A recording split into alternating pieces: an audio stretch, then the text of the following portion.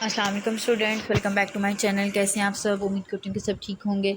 तो आज का जो हमारा टॉपिक है वो है जी इंटेस्टाइनल ऑब्स्ट्रक्शन।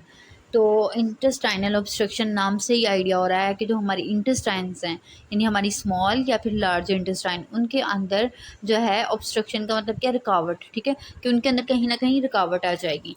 तो डेफिनेशन देख लेते हैं कि इसमें कह रहा है कि intestinal obstruction is a condition, एक ऐसी कंडीशन होती है in which the normal flow of the contents through the intestine is blocked। कि इसमें क्या होता है कि जो हमारी इंटेस्टाइन्स हैं, ठीक है, आपको पता है कि जो डाइजेशन का प्रोसेस होता है, ठीक है, वो ओरल कैविटी से स्टार्ट होता है। हमारी जो फूड है ओरल कैविटी से होती हुई स्टमक में जाती है और फिर वहाँ से स्मॉल इंटेस्टाइन और फिर लार्ज इंटेस्टाइन में जाती है। ठीक है, तो अब क्या होता है कि अगर इस सारे पाथवे के अंदर कोई भी फूड का कंटेंट है, ठीक है, या कोई भी और चीज़, ठीक है, जो कि इंटेस्टाइन्स के अंदर हो और उसके पाथवे को क्या कर दे, ब्लॉक कर दे। ठीक है, तो उस कंटेंट की वजह से, ब्लॉकेज की वजह से जो नॉर्मल फ्लो है वो क्या हो जाएगा, स्टॉप हो जाएगा, रुक जाएगा।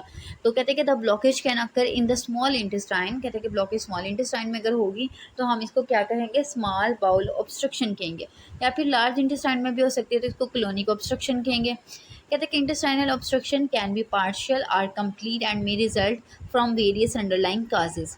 अब कहते हैं कि ये जो ऑब्स्ट्रक्शन होती है ये पार्शियल भी हो सकती है। पार्शियल का मतलब क्या है कि मतलब थोड़ा बहुत रास्ता बचा होगा, यानी उसमें से थोड़ा थोड़ा करके जो है वो जो कंटेंट है स्टमक के या इंटेस्टाइन के कंटेंट जो है वो मूव कर रहे हैं, लेकिन आधा जो रास्ता है वो क्या, ब्लॉक्ड है और आधा अवेलेबल है। और कंप्लीट का मतलब क्या है कि वो टोटली ब्लॉक हो गया। ठीक है, बिल्कुल भी गुजरने का रास्ता नहीं है कंटेंट्स के लिए। तो कहते हैं कि अब ये काजेज इसके देखते हैं कि ये क्यों होती है। तो सबसे पहले तो आ जाता है जी एडहियन। अब एडहियन क्या होता है कि स्टूडेंट के कोई भी जो है वो एब्डोमेन की किसी वजह से सर्जरी हुई है, ठीक है, तो सर्जरी की बाद क्या हुआ है कि वहाँ पे स्कार फॉर्मेशन हो गई है, या फिर जो है वो फाइबर्स के टिश्यूज़ जो हैं उनका बैंड बन गया है वहाँ पे। ठीक है, अब देखें स्टूडेंट, नॉर्मली क्या होता है जब हमारी बॉडी पे कहीं पे भी ज़ख़म होता है, ठीक है, तो वो जो ज़ख़म आहिस्ता आहिस्ता ठीक होता है तो वहाँ पे आपने देखा होगा एक ब्राउन से कलर का जो है ना वो एक स्कार सा आना शुरू हो जाता है। ठीक है, जो कि इंडिकेशन होती है कि हमारा ज़ख्म जो है वो हील हो रहा है और वो जो स्कार होता है वो क्या कर रहा होता है कि हमारी स्किन को क्लोज कर रहा होता है। ठीक है, तो सेम इसी तरीके से अगर एब्डोमेन के अंदर भी जो है कोई सर्जरी हुई है और वो सारी बातें, ज़ख्म ठीक होगा। ठीक है, अब जब ज़ख्म ठीक होगा तो वहाँ पे भी स्कार होगी। अब ये स्कार जो होते हैं ये फाइबर्स के टिश्यूज़ होते हैं, उनकी कम्युलेशन होती है, तो वहाँ पे क्या होगा, उसकी वजह से भी बाजू का जो है ऑब्स्ट्रक्शन आएगी। ठीक है, उसके बाद हर्नियाज आ जाते हैं।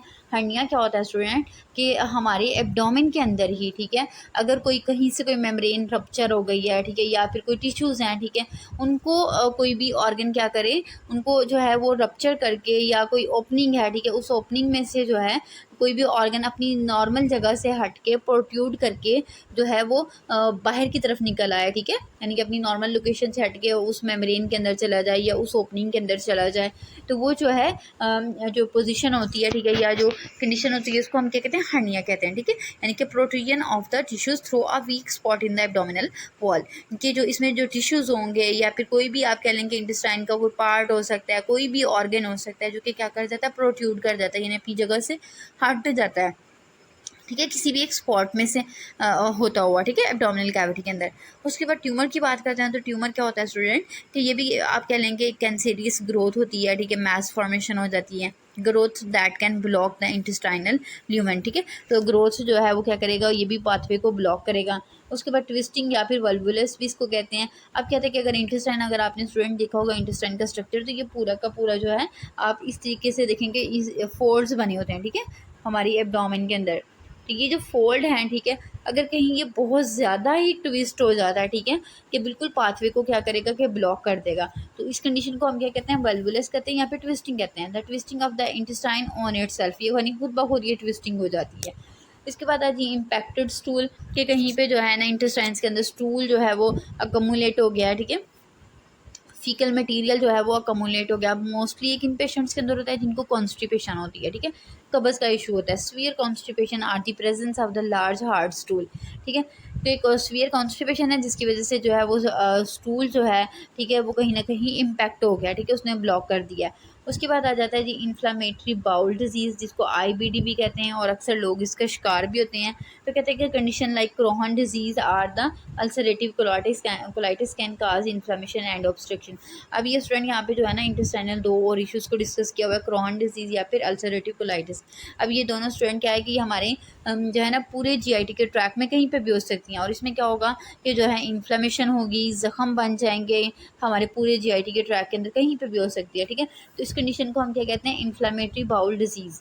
तो इन्फ्लेमेशन होगी और ये भी ऑब्स्ट्रक्शन काज करेगी।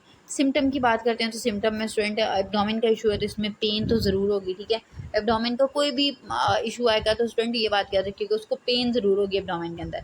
क्रैम्पी एब्डोमिनल पेन होगी, दैट कम्स एंड गोज़, यानी उसको जो है ना पेट में जो दर्द होगी वो किस तरह की होगी कि कभी होना शुरू हो जाएगी और कभी फ़ौरन से स्टॉप हो जाएगी, ठीक है। उसके बाद कह रहा है जी नेक्स्ट सिम्टम जो आता है हमारे पास आ जाता है वॉमिटिंग, ठीक है। वॉमिटिंग होगी इसमें, ठीक है। Often severe and may be faecal smelling, ठीक है। If the obstruction is in the lower intestine, अगर कहते हैं कि वॉमिट करे और वॉमिट बहुत ज़्यादा हो और उसमें से जो है वो फीकल मटेरियल की स्मेल आए, तो ये इंडिकेशन होगी कि जो है जो ऑब्स्ट्रक्शन है वो लोअर इंटेस्टाइन के अंदर है, ठीक है, यानी इंटेस्टाइन्स के लोअर हिस्से के अंदर है। एब्डोमिनल डिस्टेंशन, एब्डोमिनल डिस्टेंशन का मतलब क्या है कि उसका पेट बड़ा हो जाएगा पेशेंट का। स्वेलिंग और ब्लॉटिंग ऑफ द एब्डोमेन, यानी उसके पेट के ऊपर स्वेलिंग होगी या फिर पेट के अंदर गैस होगी। और अब कॉन्स्टिपेशन की बात करेंगे, इनएबिलिटी टू पास गैस और हैव अ बाउल मूवमेंट, ठीक है। तो जो है पेशेंट क्या होगा, वो नॉर्मली स्टूल पास नहीं कर सकेगा, बाउल मूवमेंट उसकी क्या हो जाएंगी, डाउन हो जाएंगी, ठीक है। और कहते हैं कि उसके अंदर जो है वो जो है साथ में उसको गैस की प्रॉब्लम भी होगी। उसके बाद डायग्नोसिस की बात करते हैं तो इसमें भी हम लोगों ने उसका जो है मेडिकल एग्जामिनेशन करना है, उसकी हिस्ट्री लेनी है, ठीक है, तो जिसकी वजह से डॉक्टर उस चीज़ को असेस कर लेता है। इमेजिंग स्टडीज़ में बात करते हैं तो स्टूडेंट जो अगर तो स्टमक का कोई भी हमारे एब्डोमिनल एरिया का कोई भी इशू आता है तो उसके लिए जो सबसे बेस्ट टेस्ट होता है स्टूडेंट वो होता है जी अल्ट्रासाउंड, ठीक है। अल्ट्रासाउंड करवाया जाता है, अल्ट्रासाउंड करवाया जाता है या फिर सीटी स्कैन करवाया जाता है या फिर एक्सरे करवाया जाता है। एक्सरे, कंप्यूटर टोमोग्राफी या फिर अल्ट्रासाउंड में भी use to visualize the location and the cause of the obstruction, obstruction देखने के लिए कि किस वजह से और कहाँ पे है, तो ये हम कुछ टेस्ट हैं उनको परफॉर्म कर लेते हैं। ट्रीटमेंट की बात करते हैं तो नॉन सर्जिकल मैनेजमेंट, यानी कि सर्जरी के बगैर अगर आप ट्रीट करना चाह रहे हैं, अगर तो पार्शियल ऑब्स्ट्रक्शन है यानी कि आधा पाथवे खुला है और आधा जो है वो क्लोज्ड है, तो उस कंडीशन में कह रहा है कि आप may be managed conservatively with the bowel rest, ठीक है, कि आपने बाउल को रेस्ट करवाना है, यानी कुछ खाना पीना नहीं है, बहुत जो है वो माइनर सा हल्की फुल्की सी गज़ा लेंगे, आईवी उसको फ्लूइड देंगे, इंट्रावेनियस फ्लूइड देंगे और मॉनिटर करेंगे, ठीक है। तो कहते हैं कि however complete obstruction often require surgery, लेकिन अगर वो टोटली ब्लॉक्ड है तो फिर उस कंडीशन में आपको जो है उसको सर्जरी के लिए भेजना पड़ेगा। उसके बाद सर्जरी आ जाती है, सर्जरी आप कौन सी करवा सकते हैं, एक्सप्लोरेटरी या लेप्रोटोमी और द लेप्रोस्कोपी, ठीक है। तो लेप्रोस्कोपी करवा रहे होते हैं, the goal of the surgery is to remove the blockage, यानी अब ये सर्जरी क्यों करवाई जाती है कि ब्लॉकेज को आपने रिमूव करना है, and repair any damage tissue, या टिश्यू को जो डैमेज हुए हैं उनको रिपेयर करेंगे, एंड एड्रेस द अंडरलाइंग काज, कि कोई भी जो दूसरा काज है जिसकी वजह से ऑब्स्ट्रक्शन हो रही है तो आप उसको ट्रीट करेंगे। जैसे काजेज में हम देख रहे थे कि ट्विस्टिंग है तो ट्विस्ट को सॉर्ट आउट करेंगे, ट्यूमर है तो फिर उसके लिए सारी बात है उसी हिसाब से ट्रीटमेंट होगा, और अगर हर्निया है तो हर्निया को ट्रीट करेंगे, तो फिर ऑटोमेटिकली ये जो ऑब्स्ट्रक्शन है ये क्या हो जाएगी, ख़त्म हो जाएगी। उसके बाद कहता है जी कॉम्प्लिकेशन, तो इफ़ लेफ्ट एंड ट्रीटेड, अगर इसको ट्रीट नहीं करते हैं तो इस intestinal obstruction can lead to bowel ischemia, तो उस कंडीशन में क्या होगा, इस्कीमिया हो जाएगा, ठीक है। और इस्कीमिया क्या होगा कि वहाँ पे ब्लड की सप्लाई जो है वो बाउल को क्या हो जाएगी, स्टॉप हो जाएगी, परफोरेशन होगी, ठीक है। परफोरेशन का मतलब क्या है कि वहाँ पे एप्सिस बनेगी, वहाँ पे रेशा बनना शुरू हो जाएगा, और पेरिटोनाइटिस भी हो सकता है, ठीक है। पेरिटोनाइटिस क्या होता है कि inflammation of the abdominal cavity, abdominal cavity जो है उसमें इन्फ्लामेशन हो जाएगी उसकी वॉल्स में। तो ये था स्टूडेंट हमारा आज का टॉपिक। तो ये उम्मीद करती हूँ कि आपको समझ लग रही होगी, और अपनी दुआओं में याद रखिएगा, चैनल को लाइक कर दिया करें, शेयर कर दिया करें और सब्सक्राइब कर दिया करें। ठीक है जी, अल्लाह हाफ़िज़।